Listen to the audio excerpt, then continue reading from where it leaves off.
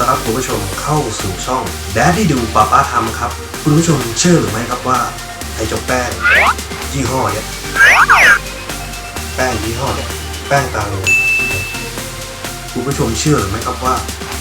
มันมีประวัติศาสตร์ที่ยาวนานมาถึง7 ทศวรรษแล้วครับแป้งนี่ครับแป้งตาโลช่วงนี้เป็นช่วงที่โควิดมันบุกเข้ามาเล่นงานประเทศเราผมและทีมงานแล้วก็ครอบครัวก็เลยจำเป็นต้องกักตัวไม่ออกไปทำคอนเทนต์ที่ไหนไม่เดินทางไปไหนครับพยายามจะอยู่บ้านเฝ้าบ้านนะครับทีนี้เนี่ยในเมื่อเราอยู่บ้านแล้วจะทำอย่างไรให้มันมีเรื่องมีราวผมก็เลยพยายามหาคอนเทนต์อะไรสักอย่างหนึ่งเข้ามาเป็นสาระความรู้ให้กับคุณผู้ชมมีเรื่องเล่าอยู่ว่าคือไอ้ผมเนี่ยคนที่ขี้ร้อนมากช่วงวัยเด็กวัยรุ่นเนี่ยอายุประมาณสัก9 ขวบได้ครับสมัยนั้นยังไม่มีทางซื้อแอร์ครับก็เลยพยายามหาวิธีคลายร้อนโดยแบบง่ายๆซึ่งเป็นสิ่งที่ผมเนี่ยใช้ติดตัวมาตั้งแต่เด็กก็อาจจะเป็นเพราะเห็นคนเฒ่าคนแก่เขาใช้ครับนั่นคือเจ้าสิ่งนี้ครับมันคือแป้งครับแป้งครับมันคือแป้งตางูครับคุณผู้ชมคงจะสงสัยครับแล้วมันเกี่ยวอะไรกับคอนเทนต์คือเริ่มต้นจุดกำเนิดมันมาจากที่คนเฒ่าคนแก่แถวบ้านผมนะครับเขาจะใช้ผมไปซื้อแป้งก็จะสั่งว่าร้านไปซื้อแป้งอังกฤษตางูให้หน่อยไอ้เรามันคืออะไรวะแป้งอังกฤษตางูเห็นคนเฒ่าคนแก่ทาแล้วก็มีกลิ่นหอมดีเฮ้ยมันหอมดีว่ะก็เลยลองมาแอบเอามาทามั่งพอมาทาปุ๊บเฮ้ยมันยอดว่ะเฮ้ยมันช่วยแบบคลายร้อนได้เยอะเลยมันทำให้แบบรู้สึกสดชื่นนะครับและที่สำคัญนะครับมันแก้ปวดผื่นคันด้วยพอย่างเข้าสู่วัยรุ่นเนี่ยผมเชื่อว่าวัยรุ่นหลายๆคนเนี่ยมันจะต้องมีปัญหาเรื่องอาการคันบริเวณที่ต่างๆตามร่างกายไม่บอกว่าจุดไหนนะครับไอ้เจ้าแป้งเนี่ยพอเราไปทาแล้วเฮ้ยมันหายว่ะมันช่วยได้จริงแล้วมันเย็นจริงบวกกับในช่วงนั้นเนี่ยอากาศ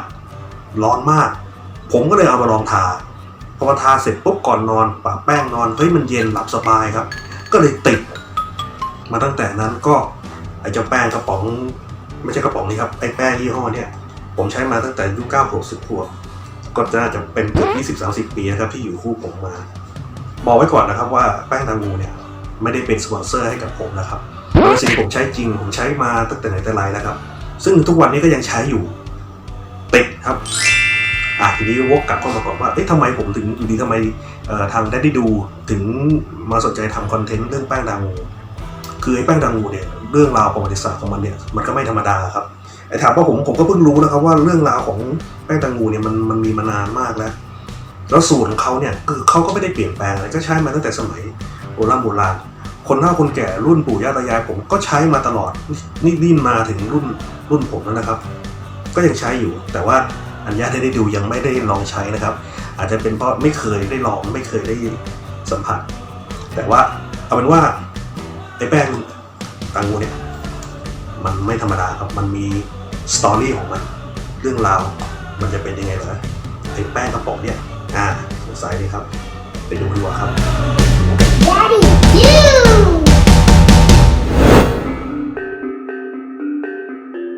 ห้างขายยาอังกฤษตางูตั้งขึ้นเมื่อปีพุทธศักราช 2435 โดยนายแพทย์โทมัส เฮวาเฮและนายแพทย์กาแวนซึ่งทั้งคู่ก็เป็นชาวอังกฤษ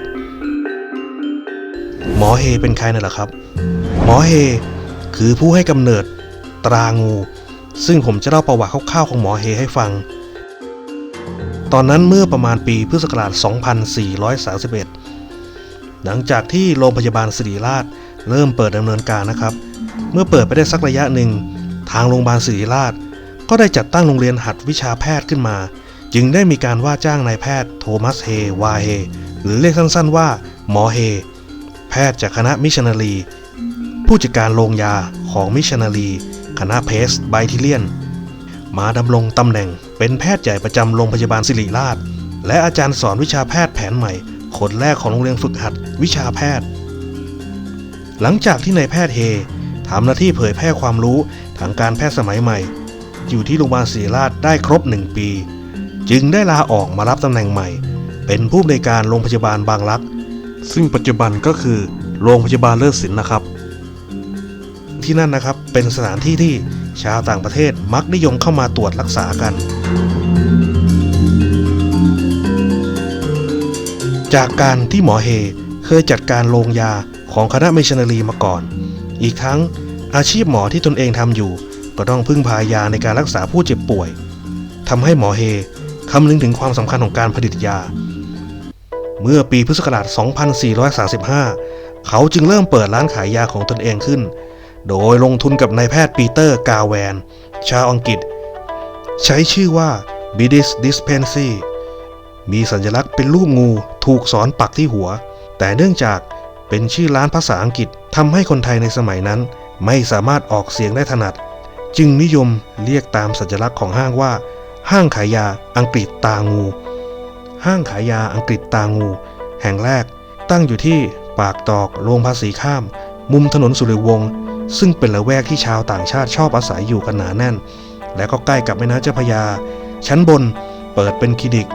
ชั้นล่างเป็นที่ปรุงยาและขายยาทั้งที่ทำเองและสั่งจากต่างประเทศและเมื่อเกิดมีร้านขายยาฝรั่งเกิดขึ้นมากมายตามลำดับหมอเฮจึงดำริตั้งร้านขายยาฝรั่งขึ้นอีกร้านหนึ่งแต่ก็มีผู้ทักท้วงว่าร้านขายยาฝรั่งมีอยู่หลายร้านแล้วก็ดูเหมือนว่าขายกันไม่ได้ดีเพราะคนส่วนใหญ่ยังใช้ยาหม้อยาผงกันอยู่ถ้าขืนตั้งเพิ่มขึ้นมาอีกจะไปขายใครล่ะ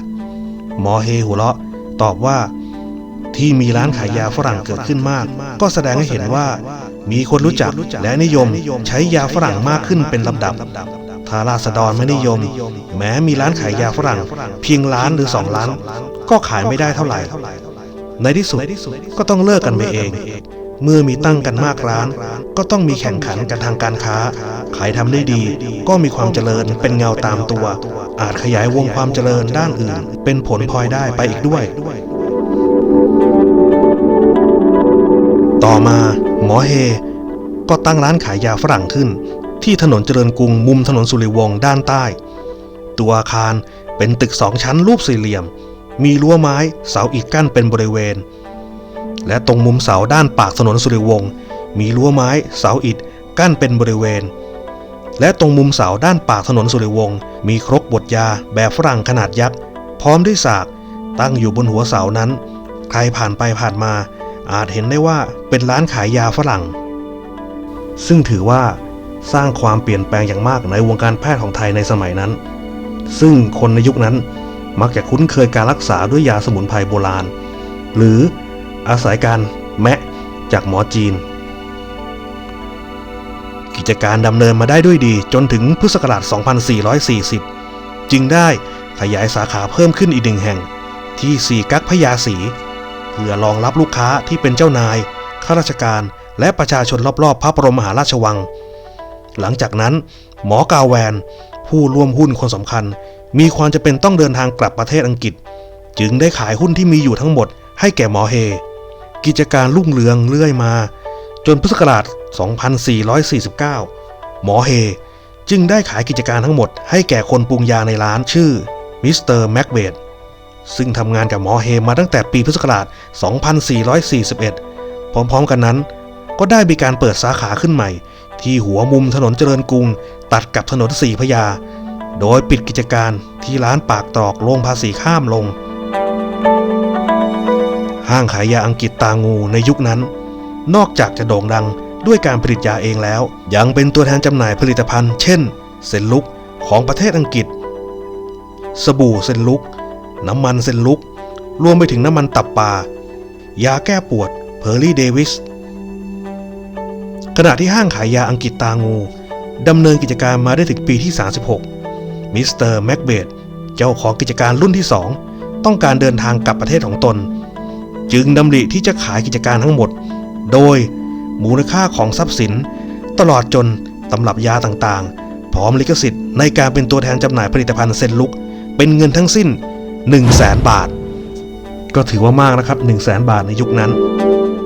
ในครั้งนั้นนายล้วนว่องวานิชเป็นผู้รับซื้อกิจการทั้งหมดจากมิสเตอร์แม็กเบธมาดำเนินการต่อเพราะเห็นว่าเป็นคนซื่อสัตย์เก่งและเอาใจใส่ลูกค้าเป็นอย่างดีถึงขนาดที่ว่า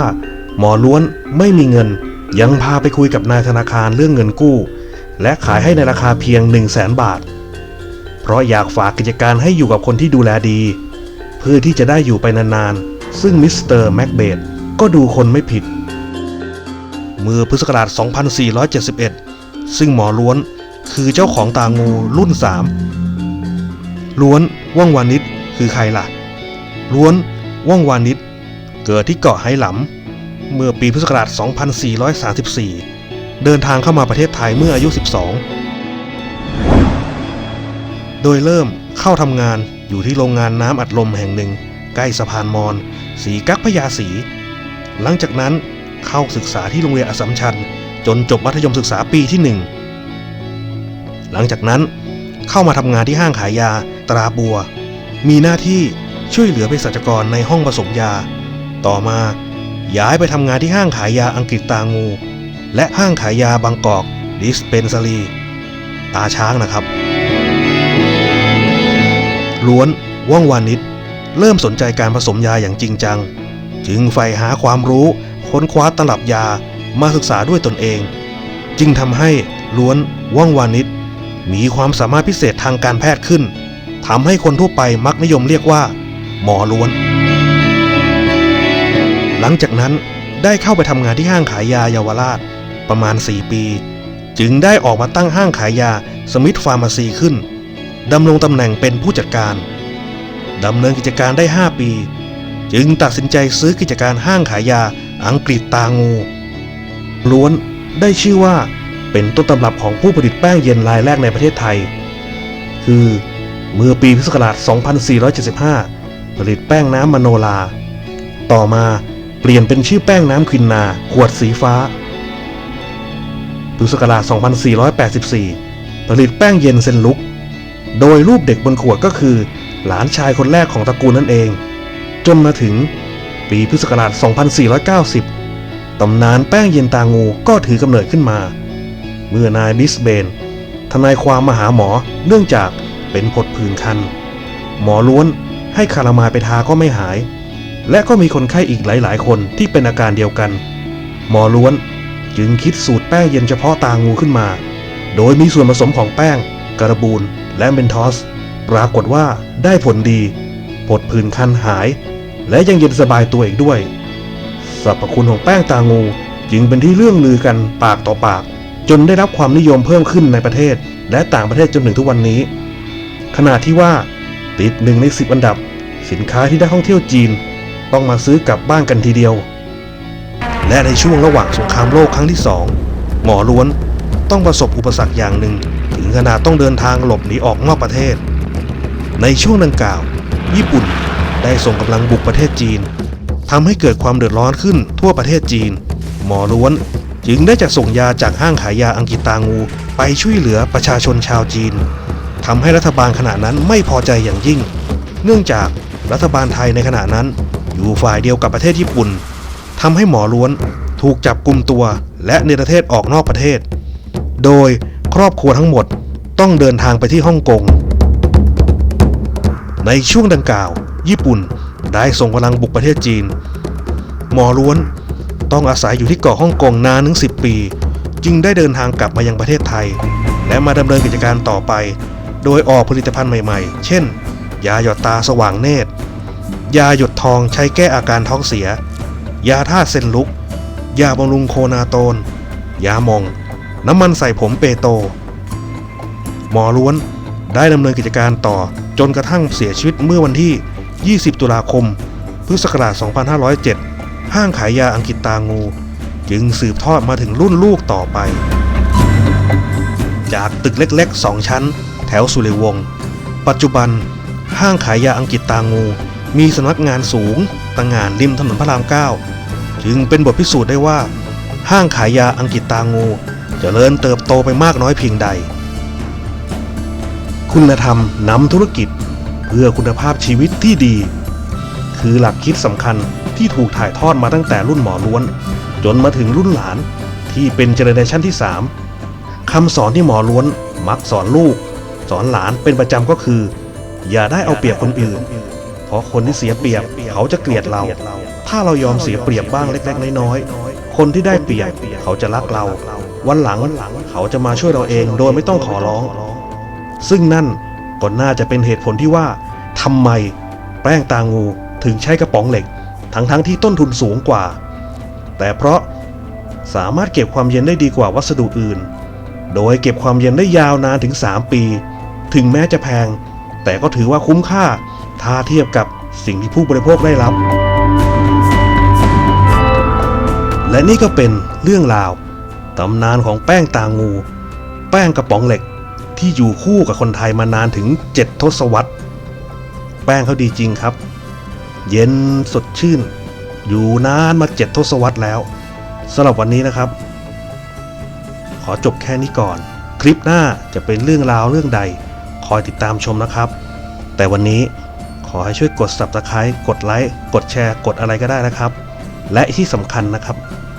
แป้งตางูไม่ใช่สปอนเซอร์ผมนะครับ แต่ที่ผมทำให้พวกเขา เพราะว่าชื่นชอบครับและของที่ใช้มาจริงครับ ถ้าผู้บริหารแป้งตางูมาได้ดูคลิปนี้ จะสนับสนุนผมก็ยินดีนะครับสำหรับวันนี้ลาไปก่อนครับ